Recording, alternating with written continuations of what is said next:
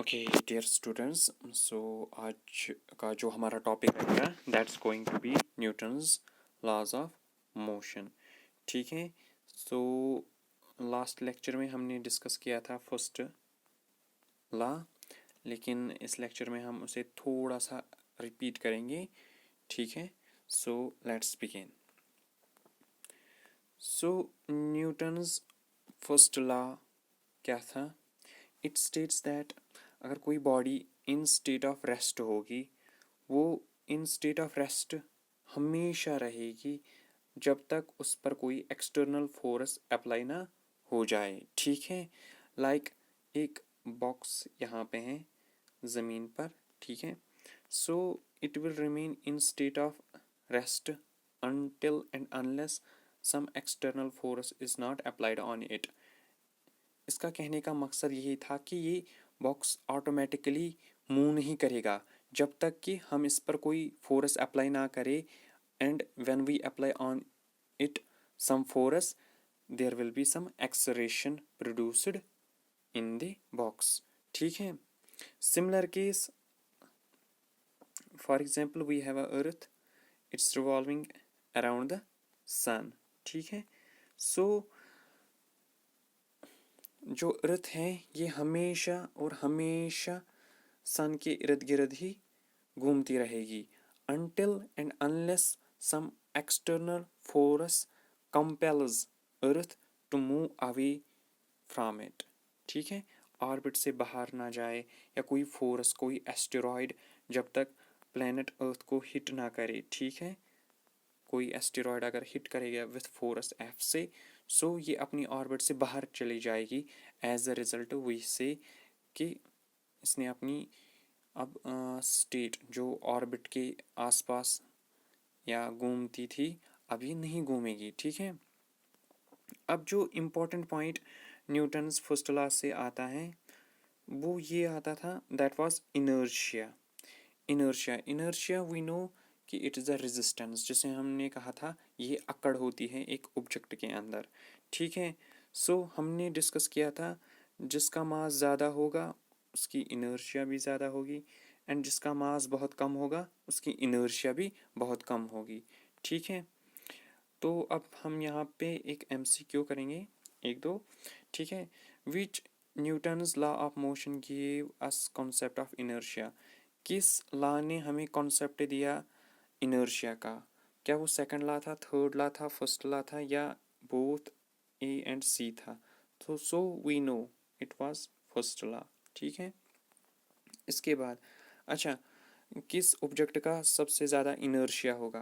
Paper का होगा, pen का होगा, नोटबुक का होगा, या 1 kg स्टोन का? So we know D would be the correct answer. ठीक है, अब before we discuss second law, so हमें पता होना चाहिए मोमेंटम क्या है। ठीक है, मोमेंटम, यूजुअली मोमेंटम को हम P से रिप्रेजेंट करते हैं। ठीक है, अब मोमेंटम क्या है? इट इज़ नथिंग, हमें सिंपल याद रखना है फॉर द एग्जाम्स। ठीक है, we don't have to go in depth of the topic. ठीक है, सो मोमेंटम क्या है? Momentum is simply the product of mass and velocity. ठीक है, अगर कोई कहेगा what's momentum, it's simply product of mass and velocity. ठीक है, एंड इसका ऐसा यूनिट जो है that is kg metre per second. मास का है kg एंड वेलोसिटी का है मीटर पर सेकेंड। सो जो इसके यूनिट्स हैं ये डिराइव्ड यूनिट्स हैं। ठीक है, एंड एक और point, it's a vector quantity, यानी मोमेंटम एक वेक्टर क्वांटिटी है। ठीक है, अच्छा ठीक है, अगर अब हमको कैलकुलेट करना होगा किसी ऑब्जेक्ट का मोमेंटम, सो हम कैसे करें? फॉर एग्जांपल यहाँ पे एक ऑब्जेक्ट है, ठीक है, या कोई बॉल है, लेट इट बी बॉल। ठीक है, the ball is moving with the velocity 10 metre per second, and इसका जो मास है बॉल का दैट इज 20 kg। अब हमें मोमेंटम करना है calculate, so we know the formula, momentum is equal to mass into velocity. ठीक है, so we multiply mass and velocity, the answer will be 200 kg metre per second. ठीक है, so इसके बाद अब हम जा आएंगे Newton second law of motion, ठीक है। अब हम इसे डिफाइन करेंगे। अब न्यूटन सेकंड लॉ क्या है? It simply states rate of change of momentum is directly proportional to the applied force and takes in the direction of applied force. वो क्या होता है? I will try to make you understand. Is simply, ये यहाँ पे एक object है, इस पर अगर हम फोर्स एफ एक्ट करेंगे, ठीक है, इसी को बोलता है कि it states, this law states that rate of change of momentum is directly proportional to applied force। जो हम इस पर फोर्स अप्लाई करते हैं, इसमें जो वेलोसिटी में चेंज आएगी वो डायरेक्टली प्रोपोर्शनल होगी टू द अप्लाइड फोर्स, ठीक है। अब चेंज ऑफ मोमेंटम किससे बराबर होगी? यानी m v minus m u, ठीक है। m होता है mass, u stands for initial velocity, v stands for final velocity. इस ऑब्जेक्ट की इनिशियल वेलोसिटी क्या थी? ठीक है, for example this is a box, इसकी इनिशियल वेलोसिटी क्या थी एंड इसकी फाइनल वेलोसिटी क्या बन गई after applying the force. So we say that Newton second law क्या है? It's simply rate of change of momentum is directly proportional to applied force, ठीक है। अब जो टाइम टेकन है we use it for the calculation, ठीक है। And जो rate of moment change in momentum है ये इक्वल टू होते हैं m v minus m u, इसे ऐसे लिखते हैं। एंड देन एम को कॉमन निकाला हमने, then F is directly proportional to m bracket starts v minus u divided by t. And we know ये जो m के साइड में जो v minus u divided by t ये होता है बराबर एक्सेलरेशन, ठीक है। So we state force is equal to m into a. यहाँ से हमें ये इक्वेशन निकल आती है, ठीक है। And it is very important, ठीक है। एंड फोर्स के यूनिट्स वी नो, फोर्स के यूनिट्स न्यूटन है, ठीक है। सो ये एक कॉम्प्लिकेटेड इक्वेशन है, आपको ये सब याद नहीं रखना है, आपको खाली ये इक्वेशन याद रखनी है, इट्स इम्पॉर्टेंट।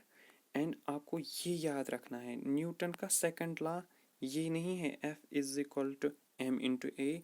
न्यूटन का सेकंड लॉ जो है it is rate of change of momentum is directly proportional to the applied force and it takes in the direction of applied force, ठीक है।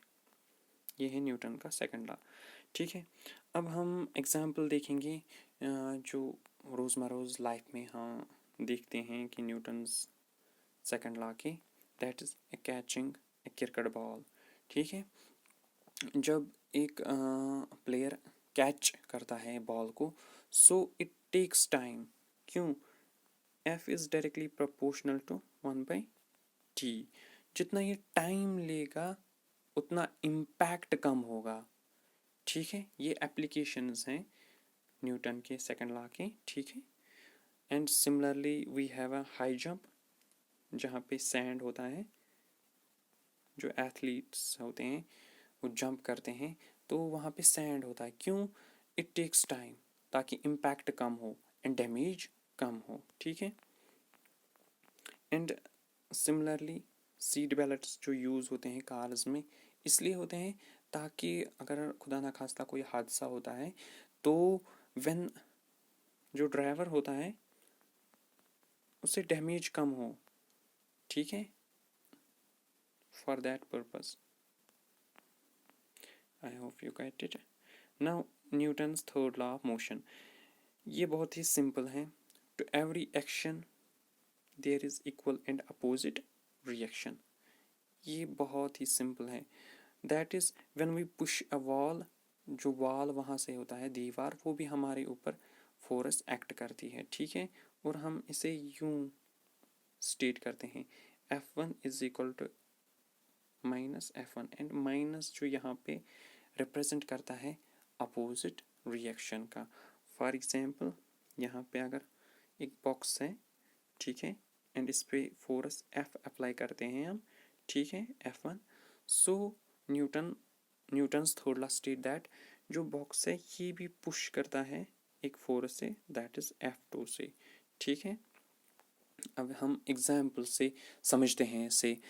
For example while we walking, जब हम चलते हैं ज़मीन पर तो हम ज़मीन को पुश करते हैं नीचे की ओर एंड ज़मीन हमें पुश करती है ऊपर की ओर। As a result we are able to walk. Similarly recoiling of gun, ठीक है, जो गन रिकॉयल होता है उसमें भी यही होता है, ठीक है। Flying of aeroplanes and rockets या स्पेस रॉकेट्स जो स्पेस में होती है, जो चले जाते हैं, ठीक है, वो भी वर्क करते हैं on the principle of Newton's third law, ठीक है। या बाउंसिंग बैक ऑफ बॉल, जब हम बॉल को हिट करते हैं ग्राउंड पे एंड, ठीक है, जब हम बॉल को हिट करते हैं ग्राउंड पे बॉल बैक करती है बाउंस, ठीक है। हाउ, जो बॉल पुश करती है ग्राउंड को तो ग्राउंड वहाँ से फिर से बॉल को पुश करता है, as a result the ball is able to bounce back, ठीक है। नाउ यहाँ पे एक कंफ्यूजन हर एक होता है, मास एंड वेट, इसकी हम डिफरेंस देखेंगे, ठीक है। मास क्या है एंड वेट क्या है। जो मास है simply quantity of matter in an object, एक ऑब्जेक्ट के अंदर कितना मैटर होगा एंड इसे हम रिप्रेजेंट करते हैं स्मॉल m से। जो मास है ये कभी चेंज नहीं होता है, ठीक है। एंड इसका SI यूनिट जो है दैट इज kg, ठीक है। वाइल ऑफ वेट, जो वेट है या इसे हम वे कहते हैं, वे, इससे हम रिप्रेजेंट करते हैं कैपिटल W से, ठीक है।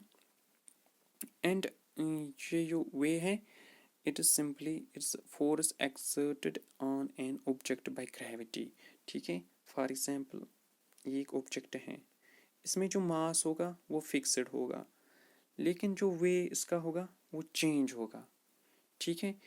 On planet earth G, acceleration due to gravity we know it's 9.8 metre per second square, but acceleration अगर हम इसी बॉक्स को मून पे ले जाएंगे या जुपिटर पे ले जाएंगे या किसी और प्लेनेट पे ले जाएंगे तो इसका वे सेम नहीं रहेगा, ठीक है, वो चेंज होगा, ठीक है। एंड इट्स नॉट कांस्टेंट, ठीक है, ये चेंज होता है, वे जो होता है ये चेंज होता है।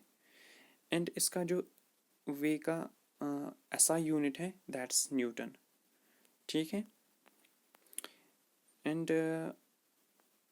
बिसाइड्स न्यूटन इसका यूनिट हम ये भी लिख सकते हैं kg metre per second square and वही होता है न्यूटन, ठीक है।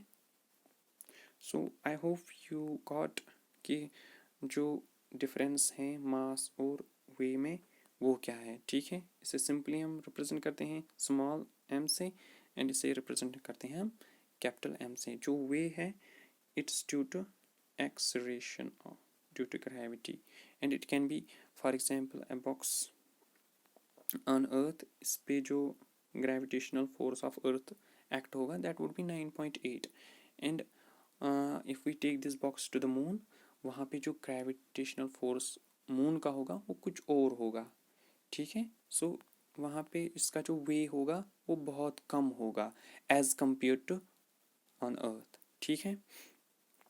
So I hope you got it and thank you. This was all for today and we'll see you on next topics.